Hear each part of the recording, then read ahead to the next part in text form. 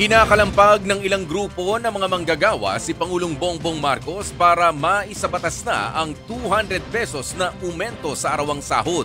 Halos 4 na dekada na raw kasi ang nakalipas mula ng huling ipatupad ang legislated wage hike. Narito ang report ni Marian Enriquez. 200 pesos! Isa batas! Bago ang araw ng mga manggagawa sa Mayo 1, sama-samang nanawagan ang grupo ng mga manggagawa kay Pangulong Bongbong Marcos. Ang hiling nila, isabatas na ang 200 pisong arawang dagdag sahod ng minimum wage earners.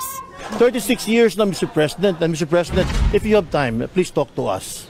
Yun ang mensahe namin po 2025. Hindi jobs fair. Ano mang gawin namin sa jobs fair? Ayon sa Trade Union Congress of the Philippines, nasa higit 10 sulat na ang ipinadala nila sa palasyo. At sa nakalipas na 3 taong pamumuno ni Pangulong Marcos, kahit isang beses daw ay hindi sila hinarap ni PBBM para makipagdialogo. Halos 4 na dekada na ang nakalipas mula noong huling magkaroon ng legislated wage hike. Sa ngayon, pasado na sa Senado ang 100 pisong aumento sa arawang sahod.